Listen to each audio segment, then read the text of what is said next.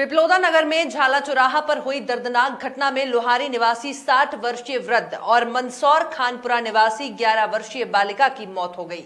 दरअसल लोहारी निवासी रमेश पिता रतनलाल मंदसौर खानपुरा निवासी अपनी बेटी और नवासी नम्रता बाइक क्रमांक MP 14MB 0608 पर सवार होकर शेरपुर रिश्तेदारी में जा रहे थे। तभी नवीन बस स्टैंड की ओर से बाइक पर छत शटिंग की तरापे लेकर आ रहे थे।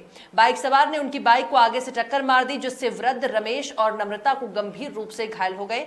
घटना के बाद घायलों को मौके पर मौजूद लोगों ने तत्काल सामुदायिक केंद्र पहुंचाया, जहां पर दोनों का प्राथमिक उपचार के बाद गंभीर स्थिति होने के कारण 108 एम्बुलेंस से रतलाम जिला चिकित्सालय रेफर कर दिया गया है। पिपलोदा नगर के मोगिया मोहल्ले में शनिवार रात को घर के सामने पेशाब करने के मामले में विवाद हुआ। रविवार को खूनी संघर्ष में बदल गया। दोनों पक्षों के 8 लोगों को सर और हाथ पैर में गंभीर चोटें आई हैं। थाना प्रभारी मोहिंद्र सिंह चौहान ने बताया कि मोगिया मोहल्ला निवासी नंदलाल पिता नागूलाल ने रात को रिपोर्ट दर्ज करवाई थी कि उसका भतीजा राजेश शराब के नशे में होकर अपने घर के बाहर पेशाब कर रहा था। तभी पड़ोसी बाबू पिता मोतीलाल, दशरथ पिता भेरूलाल और अर्जुन पिता जगदीश आए और गालियां देते हुए विवाद करने लगे। बीच बचाव करने पर दशरथ और अर्जुन ने उसके साथ मारपीट की।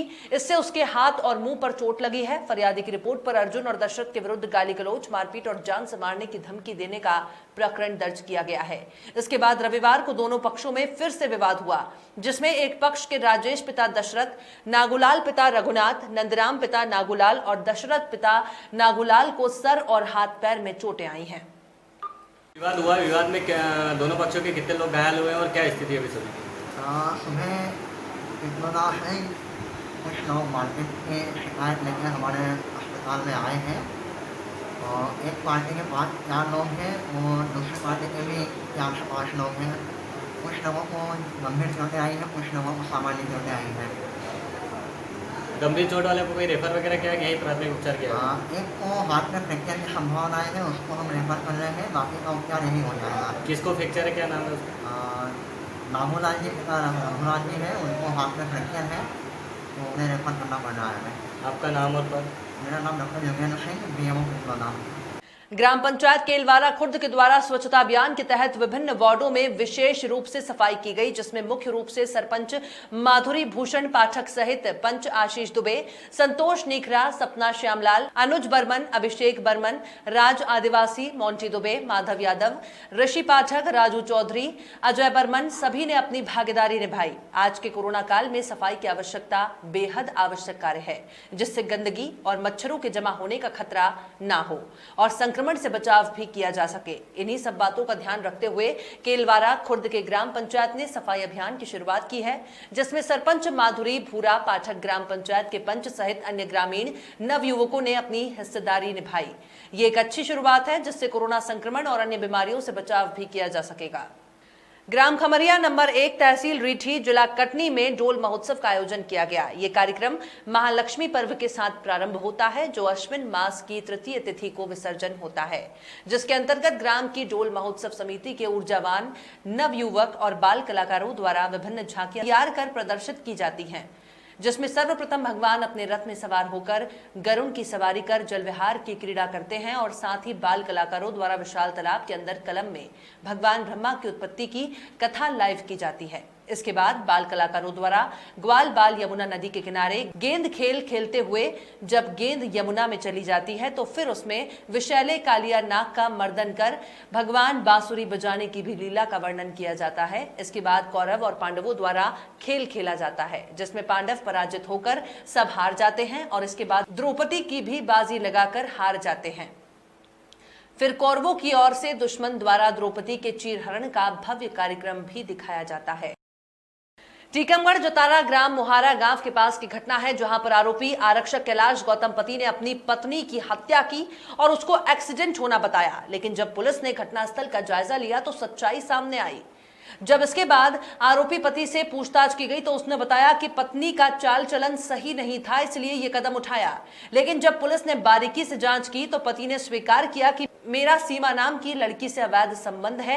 इसके पहले सीमा के पति को भी मैंने और सीमा ने दोनों ने मिलकर हत्या की थी, जिसका मुकदमा अभी चल रहा है। प्रेम प्रसंग के चलते पति इतना गिर सकता है कि अपने ही जीवन साथी को जिसके साथ में 7 फेरों में विदा करके लाया था, जन्मों जन्म का वचन दिया और एक पल में ही पत्नी को मार दिया। आरोपी पति कैलाश गौतम यूपी बांदा में पदस्थ है और प्रेम संज्ञा के चलते पत्नी की हत्या की। उसको एक्सीडेंट होना बताया, लेकिन पुलिस ने सच्चाई खंगाल कर आरोपी को गिरफ्तार कर लिया है।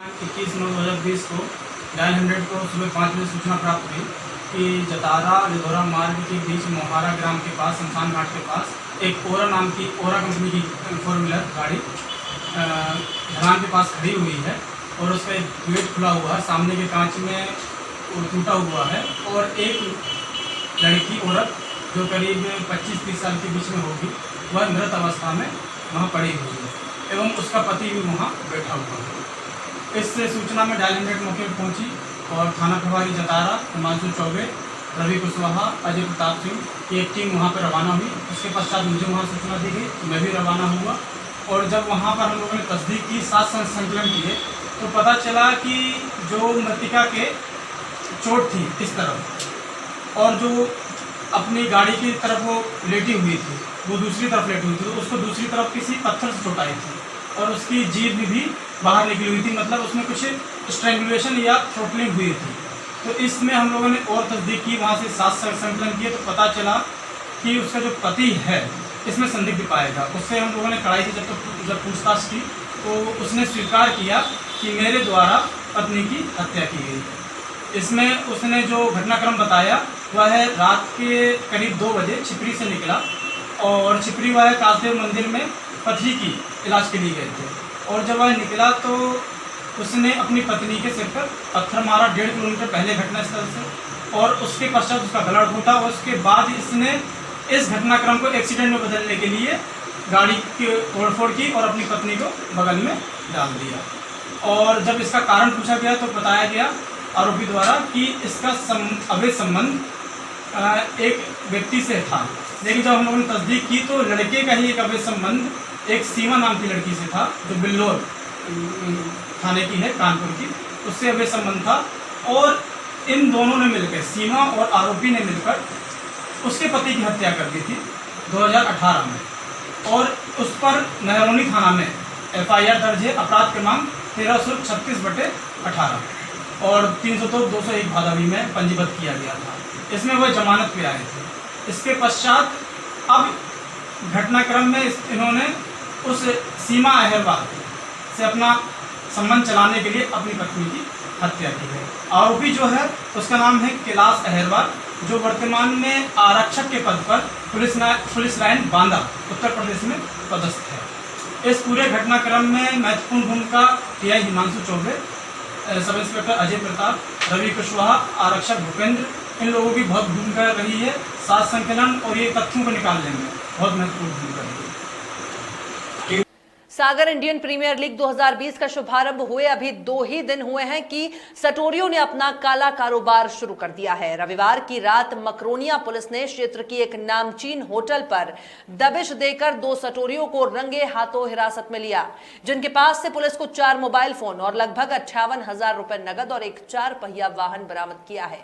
मामले को लेकर मकरोनिया थाना प्रभारी JP ठाकुर ने बताया कि रविवार की रात मुखबिर से सूचना मिली थी कि क्षेत्र की एक नामचीन होटल में कुछ अन्य जिले से आए लोग गोरख धंधा जमाए हुए हैं, जिस पर पुलिस ने बीती रात दबिश दी तो वहां से ललितपुर उत्तर प्रदेश के रहने वाले दीपक जैन और एक अन्य युवक को हिरासत में लिया गया है, जिन पर सट्टा अधिनियम के तहत कार्रवाई की जा रही है।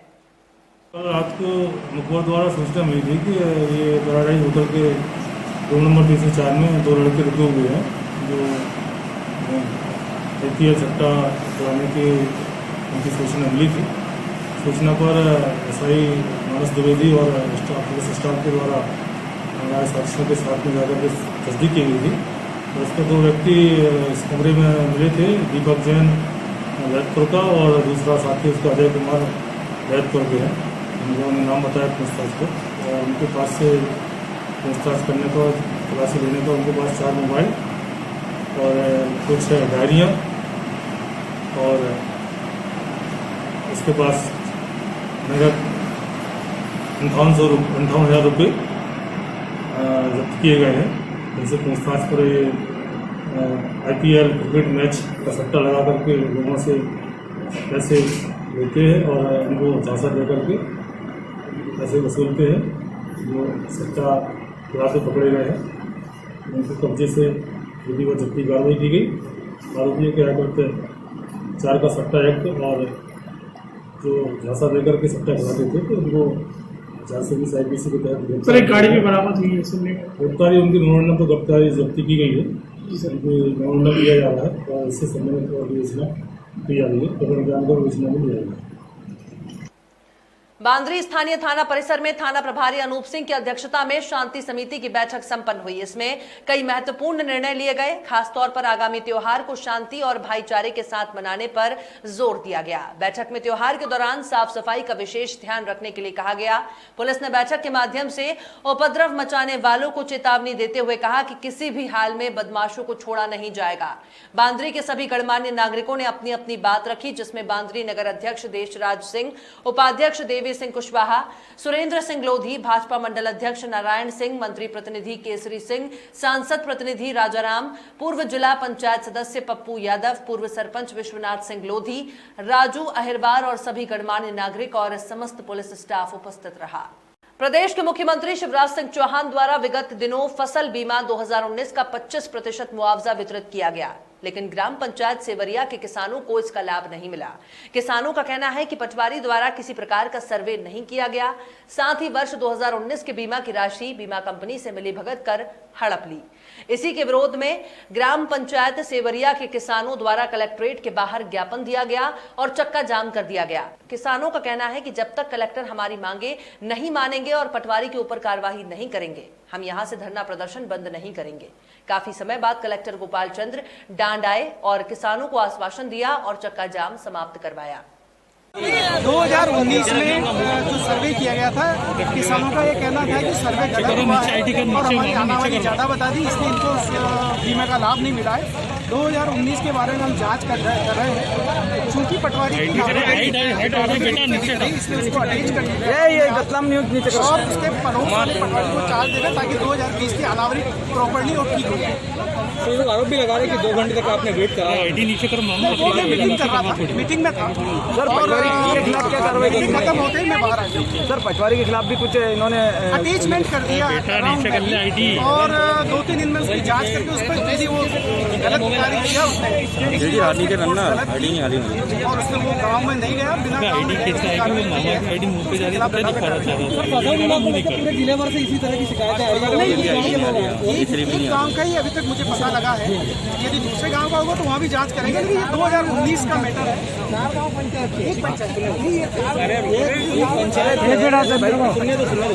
एक पंचायत का मैटर है और भी कोई पंचायत का मैटर आएगा तो उसको भी जांच कराएंगे। चक्का जाम इसलिए किया था कि सेवरिया पंचायत के किसान आज सब यहाँ पर कलेक्टर साहब के कार्यालय पर आकर ज्ञापन दिया था। तो पहले तो कलेक्टर साहब ज्ञापन लेने के लिए नहीं आए, उसके बाद हमने 2 घंटे से कलेक्टर साहब के कार्यालय के बाहर में धरना प्रदर्शन किया। उसके बाद भी उनके आने के बाद में हमने रतलाम का चक्का जाम किया। क्या कारण था? कारण ये था कि 2019 का फसल बीमा जो मध्य प्रदेश सरकार ने सिंगल क्लिक में सभी किसानों के खाते में जो फसल बीमा राशि डाली है, वो सेवरिया पंचायत के खाते में क्यों नहीं डाली? उसका जिम्मेदार कौन है? और हमारी ये मांग है कि सरवंत पटवारी सेवरिया पंचायत का जो है उसको तत्काल निलंबित और बर्खास्त किया जाए। कलेक्टर ने क्या आश्वासन दिया? कलेक्टर साहब ने यह आश्वासन दिया है कि 2019 का जो बीमा है वो तो मुमकिन नहीं है, मैं कंप्यूटर में कुछ कर नहीं सकता हूँ।